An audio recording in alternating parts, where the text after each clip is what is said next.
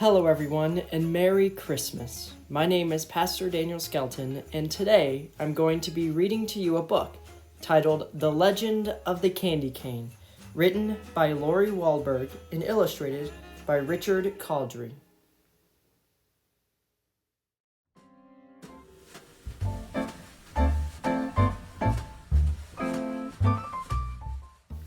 One dreary evening in the depths of November, a stranger rode into town. He stopped his horse in front of a lonely storefront. The windows were boarded shut and the door was locked fast. But the man looked at it, smiled, and said, "It will do." All through the short, gray days and the long, dark nights of November, the man worked. The townspeople could hear the faint pam, pam, pam of his hammer and the snish, snish, snish of his saw. They could smell the sweet, clean scent of new lumber and the deep, oily smell of new paint. But no one knew who the man was or what he was doing. The mayor hoped the man was a doctor to heal his illness. The young wives hoped he was a tailor to make beautiful dresses. The farmers hoped he was a trader to exchange their grain for goods. But the children had the strongest, deepest wish of all. A wish they did not tell their parents. A deep, quiet, secret wish that none of them said out loud. No one spoke to the man. No one asked if he needed help. They just waited and watched and wondered and wished. But one small girl watched and wondered, waited and wished longer than she could stand.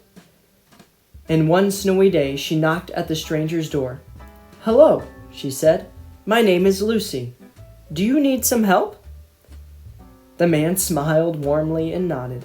Then he opened the door and Lucy stepped inside.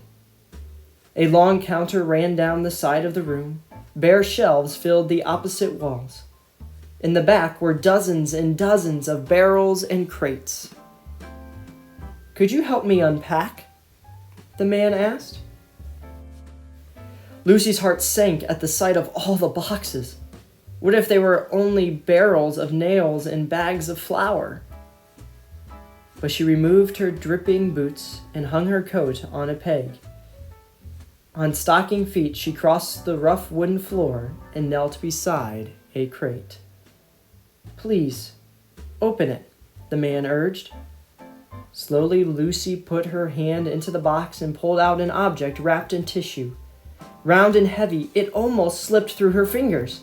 Lucy trembled a little as she unwrapped it. It was a glass jar. Lucy gave the man a puzzled look. "Go on," his nod said. So she unpacked another glass jar, and another, until she was completely surrounded by jars of all shapes and sizes. Tall and thin, round and squat, jars with lids and jars without.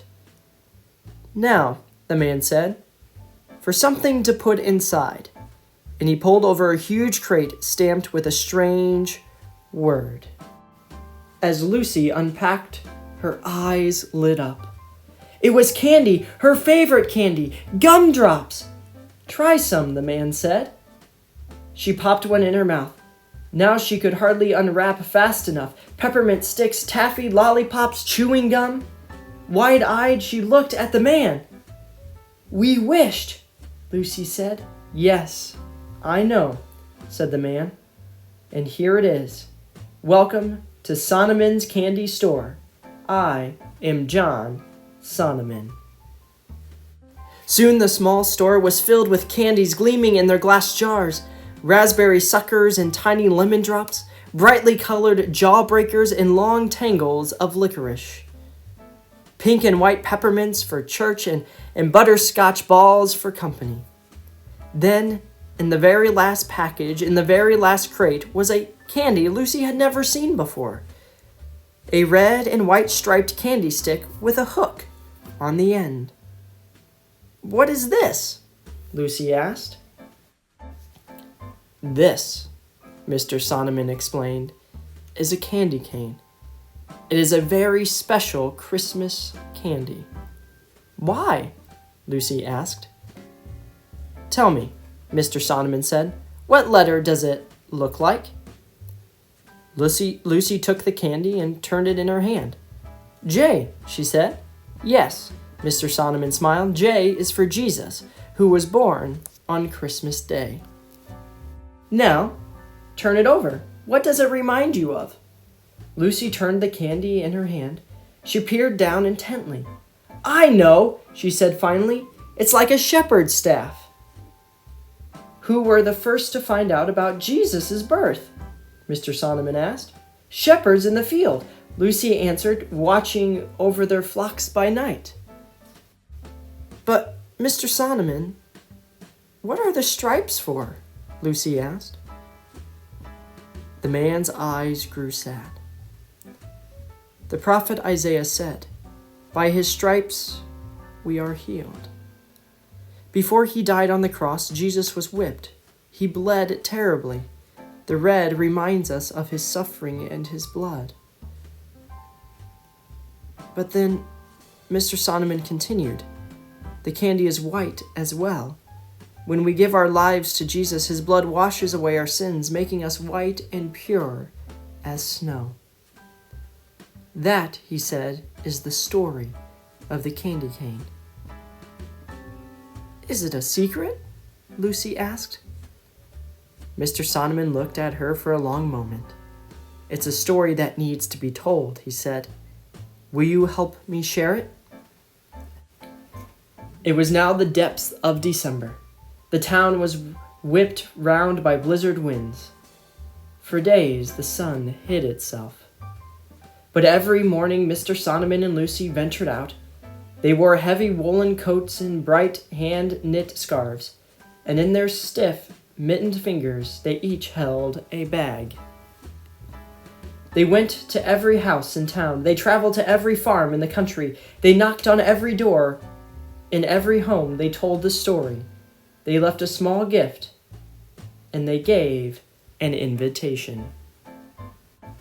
On the afternoon of Christmas Eve, the sun finally broke through the clouds, and Sonneman's candy store officially opened. The mayor came, feeling better than he'd felt in days. The young wives came dressed in beautiful smiles. The farmers came eager to trade grain for Christmas gifts. The children ran in dizzy circles. Yes, their wish had come true. Yes, they had come to share in the opening of the candy store. But they shared something more, something bigger, something better. On that Christmas Eve, they shared the story of the candy cane. They told the miracle of Christ's birth, the misery of his death, and the mercy of his love.